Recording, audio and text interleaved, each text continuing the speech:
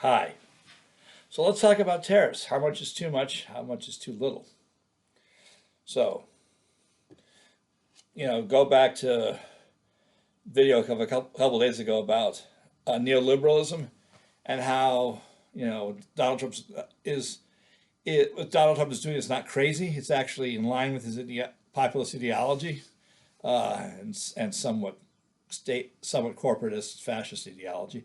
But mainly, he doesn't follow in with the neoliberal agenda of the Clintons and Obama and Bush and the neoliberal consensus about free trade and it's the stuff you find in economics books. The end of history, globalism, all that. Trump's not for that. And what he's doing shows that. Um, so let's get rid of he's being crazy or he's being untrue to what he believes in. No, he's being exactly true to what he believes in and what his voters wanted. So let's leave that part out. So then we're left with, okay, how much should it be? He mentioned VATs, and the best way to counteract a VAT is to actually have your own VAT. But a tariff serves the same purpose, and it's more tailorable. I spoke earlier about how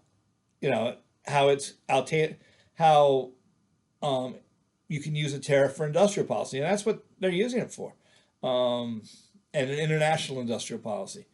And frankly, that's one of the things that tariffs should be used for, is to make it so industries that can be that are in both places. Let's talk about cherries, my favorite subject. I've got Chilean cherries and they're great, or I had them. I'm sure I can't get them now. I can get cherries during the year. They're grown in Michigan, they're grown locally, they're all over the place. But I can't get them all year. Now, could they be grown all year in Florida and in the San Joaquin Valley? Probably.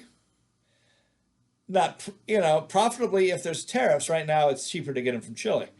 And they're good cherries. But if there's a tariff on Chile and Chilean cherries in particular, then part of that revenue should be used to build that industrial capacity. Any tariff where the U.S. can do something, but it's not, we're capable of it, but we're not doing it, then if you're going to have an industrial policy, have an industrial policy. Use it to subsidize people and companies to produce what the U.S. doesn't produce now or in enough quantities, but can. So that's one thing the tariff should pay for. It should be also enough. The adequacy level should be, since we won't have a VAT, for any country, whatever their VAT is, that should be what the tariff should be.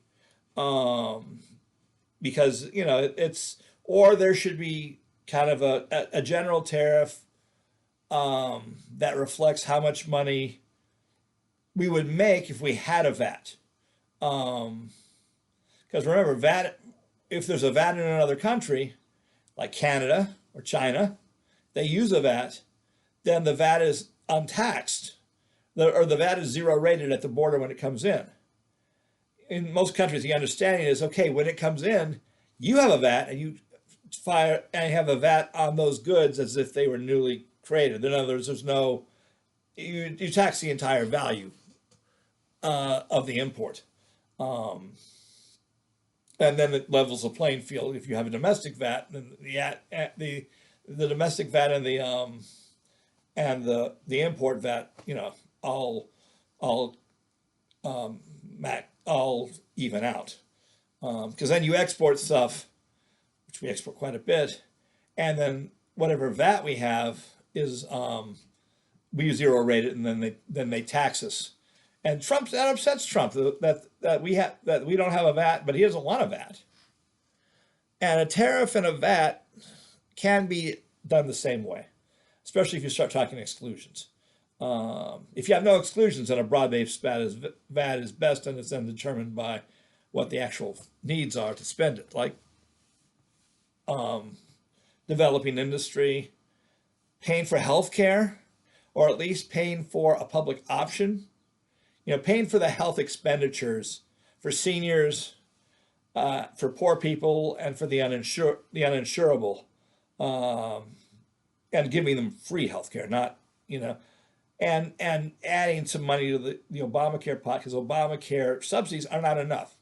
The silver plan, the gold plan is too expensive. The silver plan is too expensive and not good enough. It needs to be more generous and less costly. Lower. It needs to have lower copays, or no copays, or no deductibles. No deductibles. Copays are fine, but yeah, no deductibles, zero deductibility, all throughout, and it should be affordable. Right now, it's not really affordable if you have and so those are things that should be funded by that.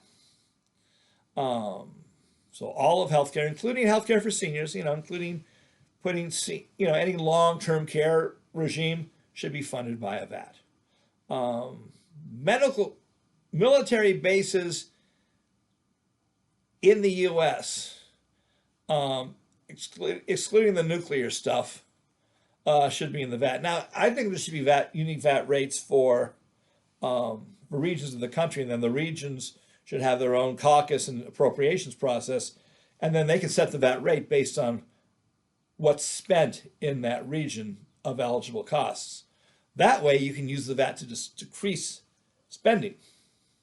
In fact, that's the only way you're going to decrease spending, or have adequate taxation. If a region wants more stuff, then they have to pay a higher VAT, because those budgets would have to be balanced, regional budgets. So that's the thing. You can the more you don't want regions in charge of strategic military spending or overseas spending, but people will think twice about having a military base in their region or their district if their taxpayers have to pay more for it, rather than taxpayers, in donor districts, because a lot of the places where they want more military bases are actually places that don't pay their fair share of taxes.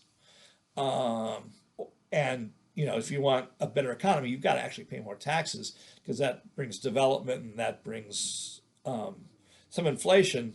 Prices go up, but the prices go up means it's a better standard of living, and it's you can be deliberately poor, but that's means you have deliberate poverty. And Mississippi is not a well-run state. Indiana is not a well-run state.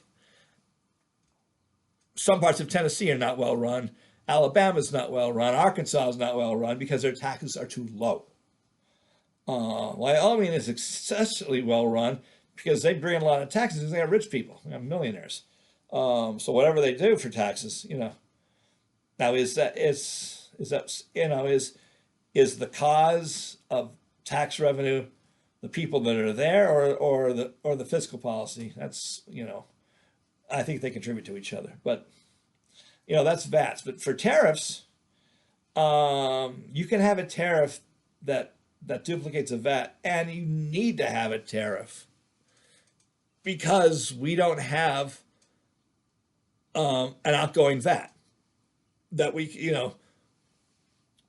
VAT. A feature of the VATs is that they're zero rated at the border export, and we can't have an export tax. We actually have export taxes because we bury our taxes in the product price. So we actually essentially have an unconstitutional export tax.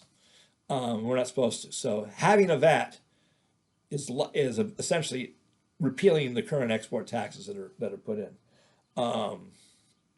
So on a nation by nation basis, we should match their VAT, or add up all the VAT payments that are not made because of exclusions because of zero rating, and then just divide that up and have a general tariff that makes enough money to duplicate that. So let's say Canada has a general goods and services tax, both provincial and national.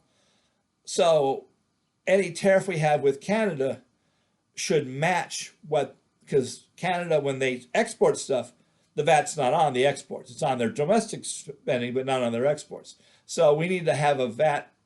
We need to have a tariff that matches that VAT. Mexico, China, Europe, the same way. These are all VAT countries. So, and of course, if we're getting something that can never be made here, those should be VAT free, no matter what the country is, no matter, or not VAT free, tariff free. Cherries, again, certain parts of the year, there would be no, if we can't get cherries here, then of course they should be VAT free. But you can't like make it a year thing.